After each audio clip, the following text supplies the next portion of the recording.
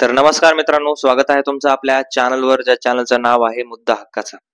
मित्रांनो, जरांगे पाटलांनी आंदोलन जे निवडणुकीपूर्वी स्थगित केलेलं होतं, जे की आंदोलन मराठा समाजाच्या मागणीसाठी होतं, ते म्हणजे मराठा आरक्षणासाठी होतं.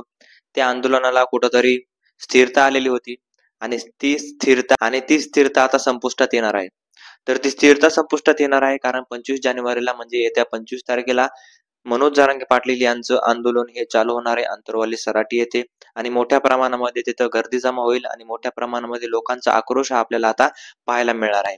तर या आक्रोशामधून नेमका सरकारवर काय परिणाम होईल आणि या आक्रोशामध्ये खरंच मराठा समाजाला आरक्षण मिळू शकतं का, हे सुद्धा आपण या व्हिडिओमध्ये सांगण्याचा प्रयत्न करणार आहोत.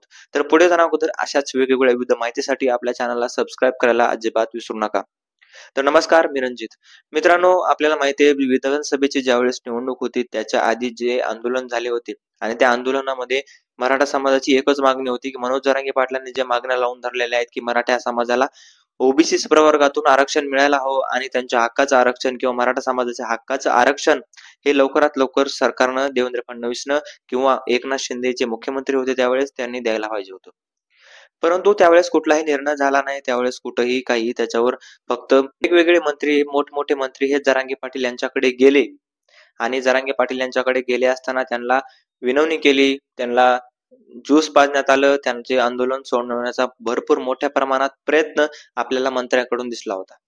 आणि अशातच आता निवडणुका पार पडल्यानंतर कुठलंही आंदोलन मनोज जरांगे पाटलांचे झालेलं नव्हतं आणि ते आंदोलन एक त्यांनी केलं होतं मनोज जरांगे पाटलांनी निवडणूक झाल्यानंतर, ते म्हणजे की संतोष देशमुख यांना न्याय मिळवण्यासाठी. आणि पहिल्याच दिवशी त्यांना आंदोलन करावं लागलं होतं, रस्त्यावर बसावं लागलं होतं. तर का?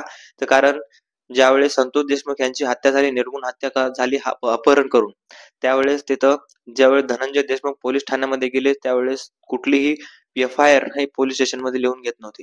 परंतु ज्यावेळेस जरांगे पाटील तिथे गेले आणि रस्त्यावर बसले त्यावेळेस त्यांची FIR लिहून घेतली. आरोपीचे नाव सुद्धा लिहून घेत नव्हते. आरोपीचे नाव सुद्धा जरांगे पाटील यांच्यामुळे लिहून घेतले आणि प्रकरण पुढे चालना जर मिळाली खऱ्या अर्थानं तर जरांगे पाटलामुळे मिळाली. जर जरांगे पाटील तिथे जाऊन जर गेले नसते तर कदाचित FIR सुद्धा दाखवायला वेळ झाला असता. जे आरोपी आहेत ते आरोपी सुद्धा बदलण्याची शक्यता त्यावेळेस झाली. आणि अशातच आता जरांगे पाटलांनी एक निर्णय घेतलेला आहे, तो म्हणजे 25 तारखेला पुन्हा एकदा मराठा समाजाच्या आरक्षणासाठी मराठा समाजाला ओबीसी प्रवर्गातून म्हणजे त्यांच्या हक्काचं आरक्षण हे मिळायला पाहिजे अशी मागणी लावून धरणारं आंदोलन पुन्हा एकदा 25 जानेवारी पासून आंतरवाली सराटी येथे मनोज जरांगे पाटील स्वतः उपोषणाला बसणार आहेत आणि सरकारला वेठीस धरण्याचं काम हे मनोज जरांगे पाटलाकडून होणार असल्याचं दिसून येत आहे. कारण आपण बघू शकता की मनोज जरांगे पाटलांनी मुख्यतः विरोध देवेंद्र फडणवीस यांना केला होता की ते ज्यावेळेस एकनाथ शिंदे मुख्यमंत्री होते, त्याचं कारण म्हणजे की सगळं सरकार जे चालवणार होते ते देवेंद्र फडणवीस होते हे सगळ्यांना माहित होतं आणि मनोज जरांगे पाटील यांनी हे सुद्धा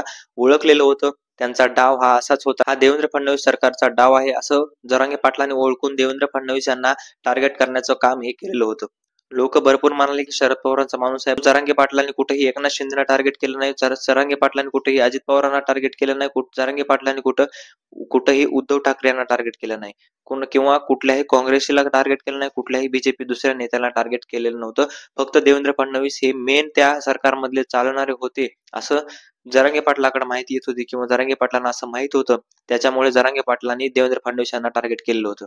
आणि अशातच आता देवेंद्र फडणवीस स्वतः मुख्यमंत्री आहेत. देवेंद्र फडणवीस स्वतः मुख्यमंत्री असल्या कारणामुळे आता चिघळण्याची शक्यता म्हणजे हे आंदोलन मोठ्या प्रमाणात वाढ होण्याची शक्यता आहे. आणि जरांगे पाटलांनी जो 2 वर्षापूर्वी लढा उभा केला होता त्या लढ्याला आता खरं यश मिळण्याची किंवा यश आणण्याची शक्यता ही मराठा समाजाच्या लोकांनी करायला पाहिजे. मुख्यतः लढाई न देणारे आणि जास्तीत जास्त मागणाऱ्या लोकांची होणार आहे. जसं की आता देवेंद्र फडणवीस जर खुर्चीवर आहेत आणि मराठा समाज हा खाली आहे म्हणजे मागणार आहे किंवा आरक्षण मागणार आहे, तर आरक्षण मागणाऱ्याची तर आता मराठा समाजाला जास्तीत जास्त ताकद ही लावावं लागणार आहे आणि सगळ्यात जास्त तिथं आंदोलनाला पाठिंबा देऊन लवकरात लवकर आरक्षण मिळवण्याचा प्रयत्न हा मराठा समाजाला करावा लागणार आहे. त्याच्यामुळे याचे परिणाम नक्कीच महाराष्ट्र शासनावर दिसून येतील की महाराष्ट्र शासन अस्थिर होऊ शकतं. जरांगे पाटलाचं जर आंदोलन जर झालं आणि अस्थिर झाले असल्या कारणामुळे बरेचसे उलटफेर हे महाराष्ट्र सरकारमध्ये आपल्याला दिसून येतील. आणि हे सगळं घडत असताना मुख्यमंत्री आणि महाराष्ट्र सरकार नेमका निर्णय काय घेतं हे बघणं फार महत्वाचं ठरणार आहे. तर मित्रांनो, भेटूयात पुढील व्हिडिओमध्ये. धन्यवाद.